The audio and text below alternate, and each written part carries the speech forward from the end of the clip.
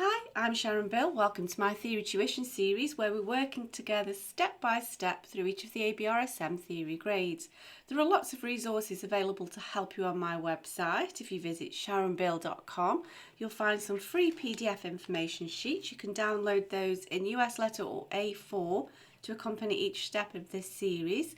There's also a page with links to all of my YouTube video tutorials, and you can access information about the books that I have available. I've written How to Take Your ABRSM Music Theory exam. It's full of tips and techniques on how to best prepare for your exam and also how to best make use of the time when you're in the exam room. So if you visit sharonbill.com, you'll find it's all there. If you can give me a like, that'd be fab, and subscribe to my channel to keep updated. There's lots more to come. And so now if you'll turn with me in your grade 5 theory book to page 23, we're going to have a look at voices in score. So we're really looking at choral music here. I refer to this as section E, and so there's a little bit of a summary on the PDF document. Here, just the main points of consideration. Now this doesn't actually come into the exam now. In the newly revised exam syllabus for the ABRSM grade 5, this no longer comes onto the exam paper. However, I do recommend that you just have a little go at it for a couple of reasons. One is that although this particular question won't come up as a question on the exam paper, it may come up later in general, in a general sense. So it's best to sort of be confident that you know about this. And also, it's a very enjoyable, easy piece of music theory, and so why not just do this because you can, not because you have to. So we're just going to have a quick little look at voices in score. So just have a read through all of the information that they've given to you on this page here, on page 23, and then if you turn over and you can have a go at putting that into practice. Exercise 1 is asking us to transcribe these extracts from open score, here where each voice part has its own line, into short score where we condense it onto 2 staves.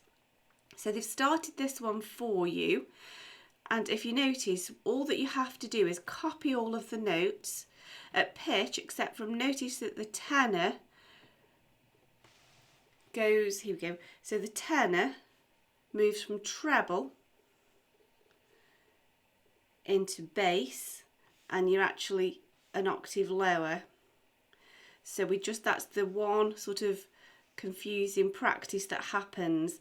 And then of course all of the stems for the soprano point upwards, regardless of its position on the stave.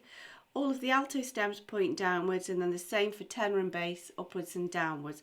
So they've started that one for you, so you could just continue that one. However, I'm going to work through the second part, exercise B of exercise 1.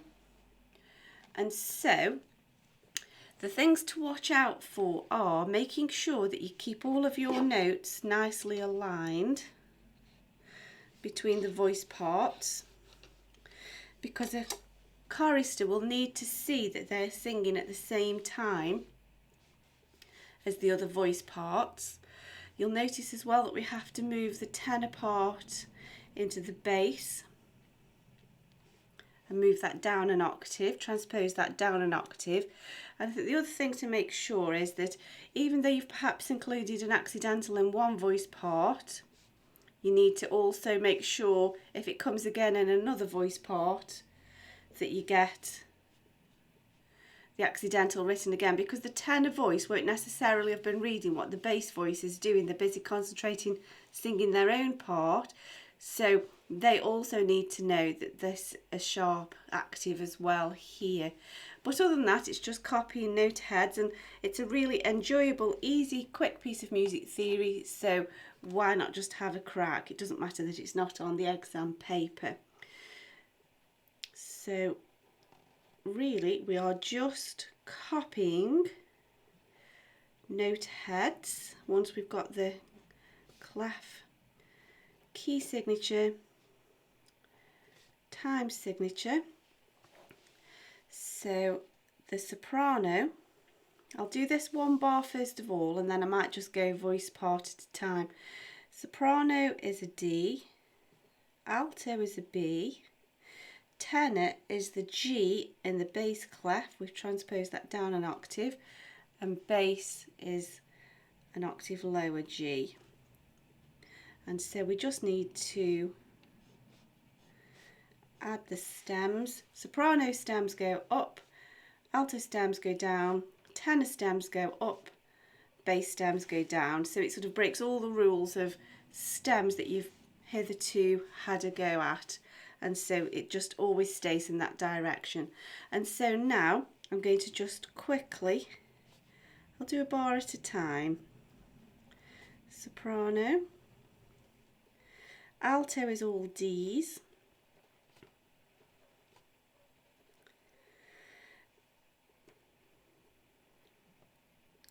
bass moves to the B, down a step, just trying to keep them in line. Now we need a sharp, and then bass. Now here we're quite close.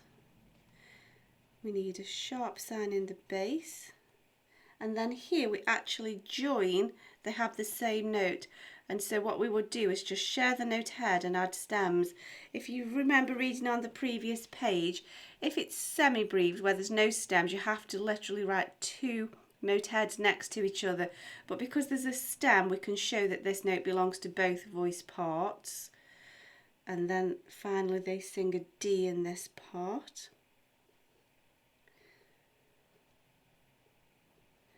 And so stems go up for soprano, down for alto, perhaps making these stems a little bit shorter just so they don't get in the way of the tenor.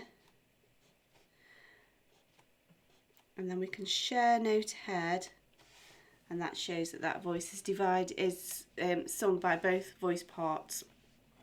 So the next bar, we'll go to the soprano, just trying to keep everything aligned, just so we're also visually showing that this 2-beat note is taking a little bit longer than the 1-beat notes. Unless you're on an ultimate space saving exercise, it's best to just show visually how long the notes last as well. So I'm literally just copying the note heads apart from the tenor, which is dropped down an octave into bass clef. So that now is a middle C, because we're an octave lower. And then we want an A. And then the bass part is E, C, D. So let's pop the stems in. Soprano stems up, alto stems down, and the same for tenor and bass. It's really quite therapeutic just writing this manuscript out without having to do too much thinking. So we want an F natural in the soprano line.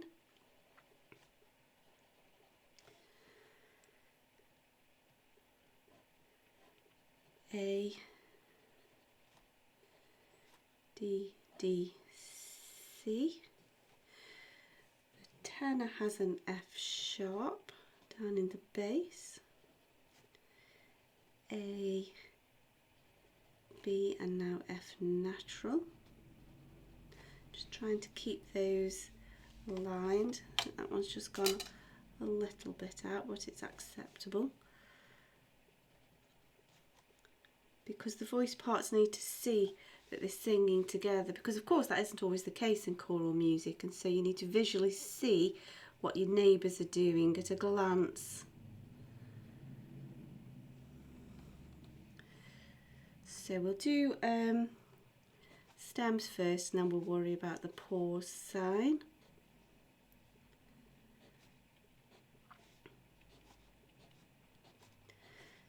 There's the stems in place, and so we just have a generic pause sign over the top for the soprano and the alto, and then a mirror image underneath for the tenor and bass. There we go. And so nearly at the end now. D, G, G. Oh, I've perhaps gone a bit over there. G, F sharp. And so now we've just got a little bit of movement in the alto part. So we want a B.